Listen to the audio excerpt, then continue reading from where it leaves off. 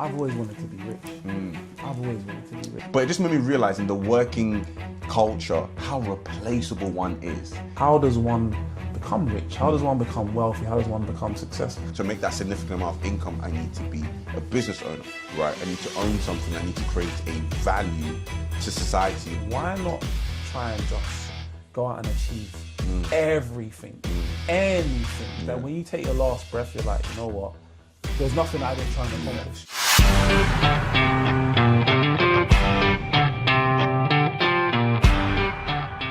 Welcome back, ladies and gentlemen, boys and girls, and people who do not like to identify themselves. We are the Unplugged Podcast. And if you hate your life, and if you hate your job, and you hate your wife, maybe even your kids, this is the podcast for you. Guys, every week we expose one thing that is keeping you stuck. One mindset, one pattern, one habit that is keeping you in the trap. But don't get it twisted, because the life that you hate is built on what you tolerate, what you repeat, what you avoid, and what you procrastinate. And we are here today to help you break free from the trap. And today, this one is the biggest trap. This is the money trap. So right about now, you might think you have a money problem, but we feel you have a time dependency problem. And if that sounds like you, lock in. Let's 100%. go. And before we crack into that, we are on the road to 1,000 subscribers. So please make sure you're liking, you're sharing, you're commenting. The engagement, it helps the algorithm to do its thing. Also, we're on Spotify and Apple as well. So make sure you're tuning into us on the go, on the train, on the commute, wherever you are. So guys, today we want to talk about the number one trap keeping you in the trap, the money trap. Come on, how many times do we say trap in this episode? So I want to firstly say, guys, this is not even about you not earning enough money. This is about you selling your time for money. And if you sell your time for money, you'll forever be stuck. You'll forever have a ceiling that will be near enough impossible to break. 110%. But before we even sort of delve into that, a lot of people may say, okay, cool, I just need to earn more. What about the CEO of Fortune 100, Fortune 500 companies? They're on like £1 million a year salaries, right? But they still make a lot of money whilst working a 9 to 5. NSG famously said, you can't make more from a 9 to 5. So what's your thoughts on that in terms of people saying, well, you can actually work a job? Well, there's a Jamaican saying that my mum said to me once. He said, a cat and a dog don't have the same luck. So just because someone else is doing that, don't automatically think that you're also going to have that opportunity as well. So I feel with that element, you're now, when you have a job and you're trying to make money for a job, you're relying on other people. And we are about helping you become self-sufficient, you know, self-reliable, self-independent. So don't really rely on that. So if we're to sort of like tackle into it and get really nitty gritty, what does actually selling your time look like? Well, selling your time for me looks like having a job that pays you either by the hour, by the week, by the month, by the year, i.e. a salary. So effectively, no matter how hard you work, you're always going to make the same amount of money. 100%. And I definitely think with that, there's ultimately always going to be a cap. Even if you are the CEO of a Fortune 100 or 500 company, there's going to be a cap. You still need to request for annual leave. You still need to beg for time off. If you don't work, you're not necessarily going to not get paid. So if you don't work, it doesn't mean you're still going to get paid necessarily as well. So there's still a lot of output that's required. But I also kind of want to get an understanding is like, why has that become the norm? Why do people even feel safe to just continually go through this sort of exchanging time for money? Yeah, I think because from a young age, we are conditioned to see that as the norm. So you're told from a child, go to school, get good grades, go college, go uni, get a degree, and then get a job. And then that job now is you now being paid for your time. So it's almost like the norm. But we are trying to break free from the norm. The norm is what keeps you in the trap. That kind of mentality of do what everybody else is doing is what keeps people stuck. So my major problem with that way of thinking and that mindset and that way of living is that you are limited to how much money you can earn, because ultimately there's only a certain amount of hours in the day. And I've said it before in previous episodes, there's 24 hours in a day. If you sleep 8, you work 8, you have family, whatever, you're very limited to how much you can make 100%. during a day. So we need to kind of shift our mindset from we only sell our time. So talking a bit more personally now, when did you last realize you were stuck in this money trap, in this cycle? When I realized that no matter how hard I worked, I was always going to get paid the same amount of money. So when you're in a job, typically you're basically paid on what you do. Essentially, you're paid on an outcome, and no matter what that outcome is, you're always going to get paid the same amount of money. And I, at the time, was working a job, and I was working really hard, trying to push for like a pay rise. And then the pay rise came, and it was like £4,000. And in the scheme of things, £4,000 sounds like a lot of money, but after tax, And you divide it by 12. and you divide it by 12, bro, it's like an extra £80 a month. Yeah. And I'm like, why the hell am I working so hard just to what? Basically, the amount of work and effort I'm putting in is not equating to the money I'm seeing in my bank account. And then one day I just developed a philosophy. I don't generally feel there's anyone that could pay me what I think I'm worth. Do you know what I mean? Do you not think a lot of people say that's a bit self-inflated? That's quite egotistical. What do you mean what you're worth? I want to say I'm worth $1 million now. Doesn't mean necessarily I'm going to get paid. Then go and be worth $1 million. You can be paid whatever you feel you are worth. And I think sometimes we don't value our own time, because if we valued our own time, we'd put more value to the time. So instead of you being on 50 grand a year and you're going home with, I don't know, 3 grand, actually, no, I'm worth more than that. You know, and I think that stemmed from, again, knowing your worth, knowing what you bring your to skills. whatever. Yeah, your skills, set, like what you bring to the table. So yeah, what about yourself? I think for me personally, normally a lot of people who've watched the pod a lot, you know, obviously I worked in finance, I was an apprentice, didn't go to uni. So I think normally my mind would go there, but I actually want to go a bit earlier before that. So I used to work in the phone shop for my uncle. Shout out my unks, but I'm about to draw you out right now. Big up unks. And basically he used to have a phone shop, right? It's basically like for lack of better words, a B-Tech CEX. Second-hand goods, mobile phones, they fix phones, everything. And whilst in college, like, he niced me, I can't lie, he blessed me with the job. I was getting paid good. I was like 16, 17, minimum wage that time was like £3.94, something like that. And I always used to have the mindset, I'm always been a hard worker. I always used to have the mindset is, okay, cool. He pays me like around £80 a day. I need to sell or make at least £80 worth a day, right? And I'd always used to do that. Like, you sell a phone, it's worth like £800, maybe it's margin like 20%. I always used to make money a day. And then an incident happened where basically one of my friends wanted to fix their phone, and I let him into like the office and stuff like that. And he wasn't too happy with that, understandably. And he let me go. He fired me. I was like, oh, flipping the unks. I did this family thing. You know what I mean? So he fired me. And then at 17, I realized, yeah, I made a little mistake. I didn't necessarily cost the business money. It wasn't the most professional thing to do. But it just made me realize in the working culture how replaceable one is.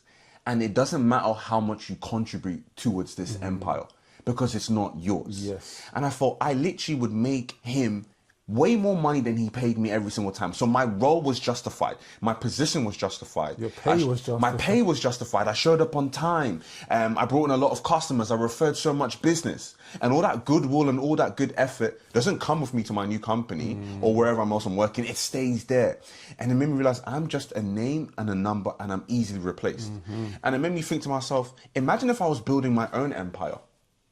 And imagine how hard I would work and how much better I'll be remunerated for. Currently right now, you're working in your job. Like, the average ratio is that wherever they pay you, you make them 10 times. Typically the ratio 8 to 10 times. And that for me realized, damn, I was in a cycle. I was like 17 years old when I clocked that as well. Like, cool, like this whole working for the next 40 to 50 years till I die is not it. We are interrupting this program to deliver an urgent announcement to all citizens of Earth. You're extremely selfish and lazy. Tell them why, JV.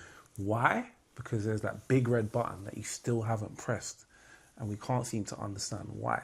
So if you're feeling stuck, you're in the default path, you're on autopilot, you hate your life, you hate your wife, you hate your kids, this is the channel for you.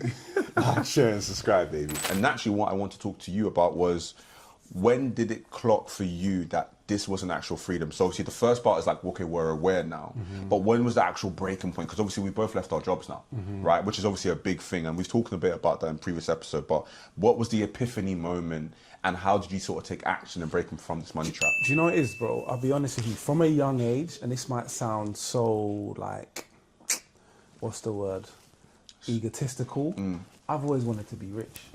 I've always wanted to be rich. Why? And because at first, when I was younger, I always used to think, money, innit? Yeah, Who cool. doesn't want to have Naturally. unlimited amounts of money? Naturally. But the older I've got, I've realized that in order to become rich, you have to become a certain type of person. So you have to become disciplined. You have to become someone who can persevere, someone who can handle stress.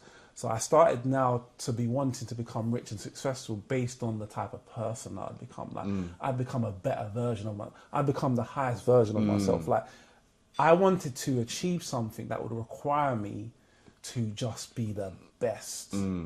So I was more looking as like the byproduct of the money. Yeah. Sorry, the money was the byproduct, Yeah. but who I had to become To be able to attain it. to obtain it. So that's for me, that came later. But yeah, who would not kind of want to be rich? And where I'm going with this is that I knew very early on that I was not going to be rich working in the job, because whilst you've spoken about it, people making or becoming rich in jobs, that is a very low statistic. Like if you was to look at statistically how many people are rich in their job, that would probably be like 1%. 0.5%. Yeah. So I always knew working a job was not the long-term play for me. And then I just kind of went away and just studied, like, how does one become rich? How does one become wealthy? How does one become success?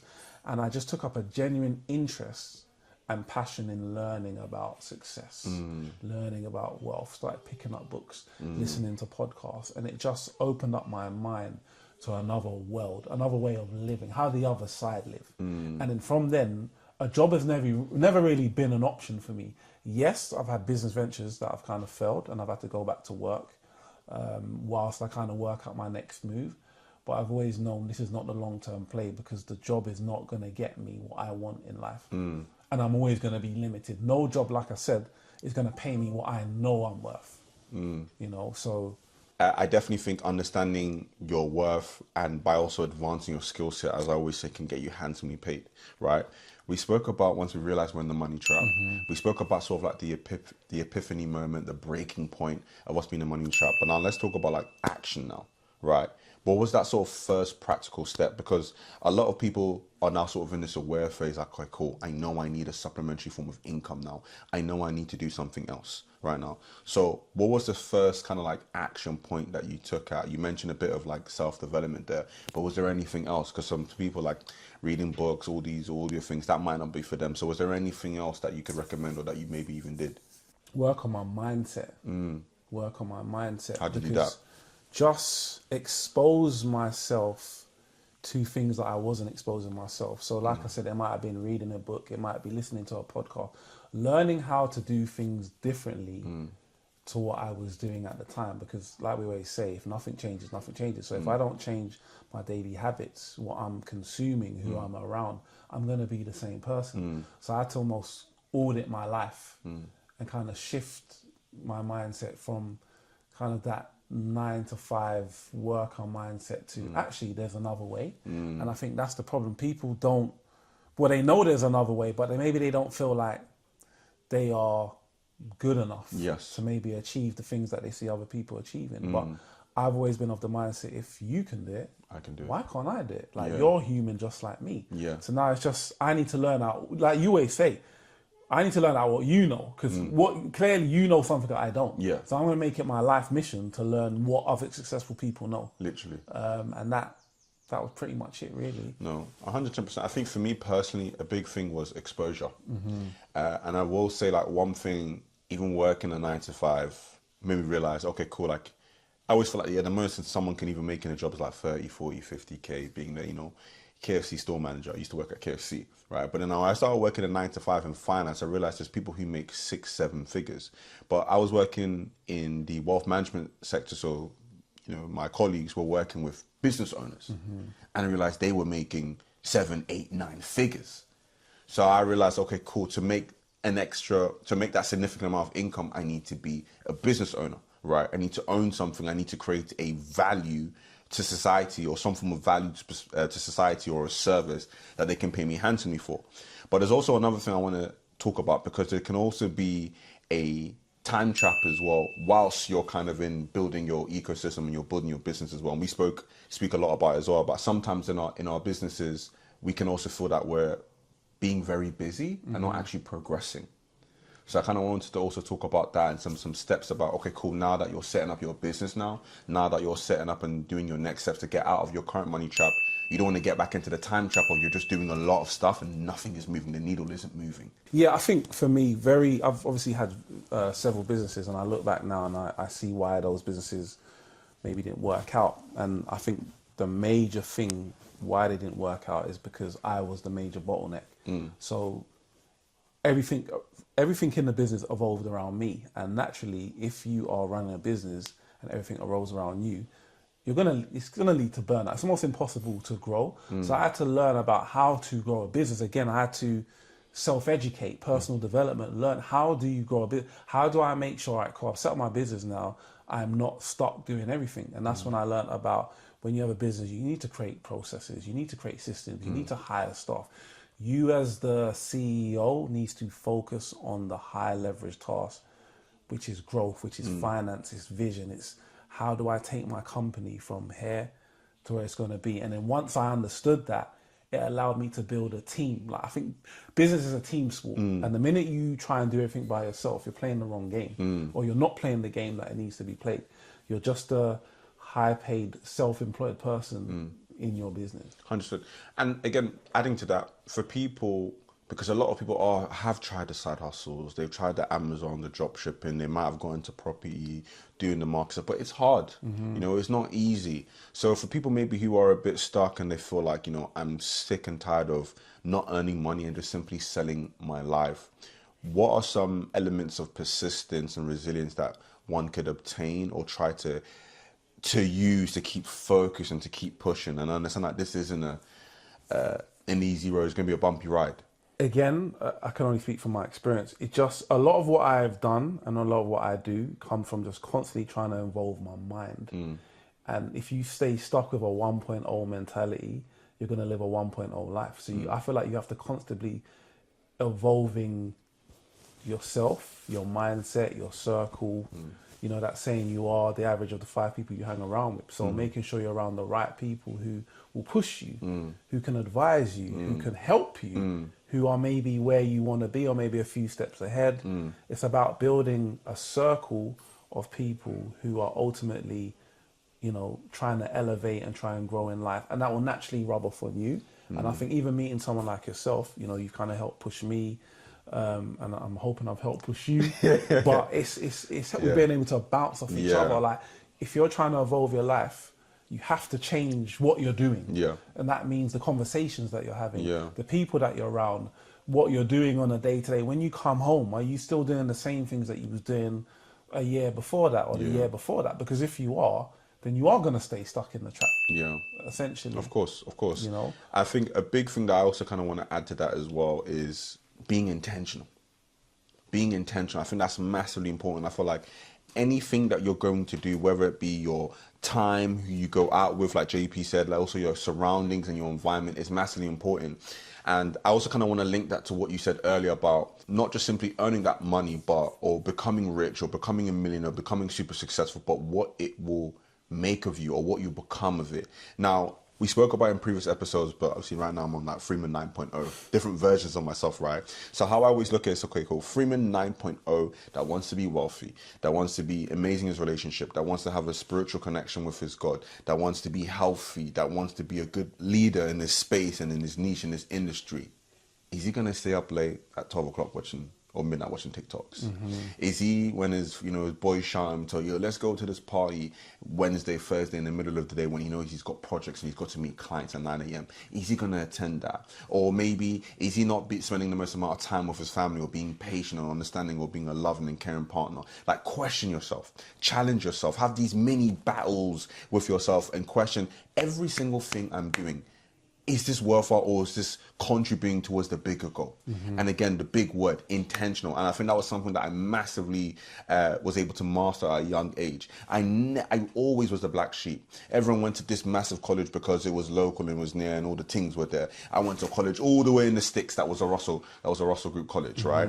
Everyone wanted to go to university because that was the thing and you have the first bit of freedom. I wanted to go straight to work and start making money and start earning. So being intentional with your time is so important because you buy buy back so much years, you buy back so much time, and it puts you in a profitable position ultimately, right? So I think saying no is it's a superpower. Being the ability to say no and to let people down and to not show up to functions knowing that you're going to be in a lot more of a fruitful position to be that person that will become of it, it's going to be so worthwhile. No, so totally. I think that's my No, totally. I think, just kind of bringing it back to the whole time trap, which is what obviously today's episode is about. We just want people to understand that if you continue to sell your time for money, you cap your freedom, you cap your earnings, and ultimately, if you stop working, the money stops. And we just want you to understand that there is an opportunity for you to discover how to leverage people, leverage the internet to make sure that, you're not capping how much money you can make because, if you are in a job, there's only a certain amount your employer's going to pay you. And I find the longer you stay in a job, it's harder to get out because you get more responsibility. You end up renting the house, you end up getting the car, you're not having the kids, and all of a sudden now you're scared to move. All of a sudden now you're tolerating where you are because you've been avoiding. You're avoiding decisions that you need to make, and now you're procrastinating a life because it now seems quite risky to try something else. But the only way to get out of what you're in is to do something different. 100%. And that's what we want to really bring home with this episode. 100%. And just to kind of sum this up as well, there's always opposites to everything. It takes being uncomfortable to be comfortable. It takes being it takes being unsuccessful to know what being successful looks like. It takes losing to know what winning looks like. And similarly, people aren't stuck. They are just simply comfortable, right? And like John said, the longer you are comfortable, the more difficult you're going to find it, right? They say humans were creatures of habit, right? And if you got into this habit of clocking in 9 to 5 for the last 20, 25 years, it's going to take so much of you to break out of that habit, right? And we understand that it's not easy, but the first part is being aware, right? And if you're happy with your current situation and you're comfortable, then that's absolutely fine, but you don't have the right to complain at all. You don't have the right to complain saying, I'm not paid, I'm not it's your choice, it's your decision ultimately, right? And I think that's a big thing, taking action and executing. And just there's little 1% wins, there's little one task that you can do every single day. That's going to help you and contribute you to where you need to be, you deserve to be. Yeah, and I just want to add, I think once you get to a place where you realize, you know what, I've got a job and but it's just not enough. Because ultimately, you'll never be paid enough. Never. I watched a video, and I think it may have been Thomas Ford who created the 9 to 5 life. And Henry Ford. Yeah, sorry. I saw that. Yeah. And it was where a job will pay you enough to stay, but never enough to really go. Yeah, literally. So it's almost like the 9 to 5 is a trap within itself. Because you're always going to be paid enough just to cover your bills and you're living paycheck to paycheck. But you'll never make enough to really live the life that you want. And as far as I'm concerned, in my opinion, you have one life. Why not try and just go out and achieve everything, anything? That when you take your last breath, you're like, you know what? There's nothing that I didn't try and accomplish. 100%. And I think that's a big thing. A lot of people speaking to older heads, they look back and, and think, I wish I did do that. Why didn't I do that? Why did I play it safe? Why did I play it safe? Why didn't I take life for what it is, which is an adventure, man? Go out and just see what happens, man. See what happens, man. And that's the trap. And that's the trap, guys. The money trap. The money trap, man. So if you are selling your time right now, you don't own your time. You just need to find a way to kind of sell yourself more efficiently, leverage oneself. 100%. But guys, I really hope you appreciate this episode. We poured our hearts and souls into it like we do every single week. So make sure you're liking, you're sharing, you're subscribing. Tell a friend to tell a friend. Tell your mom, tell your dad, tell his mistress, please. Guys, and again, make sure you're locking in with us on Spotify and on Apple so you can listen to us on the go. Get your daily, weekly doses of Unplug. And yeah, catch you in the next one. Love, love, love. Elevate.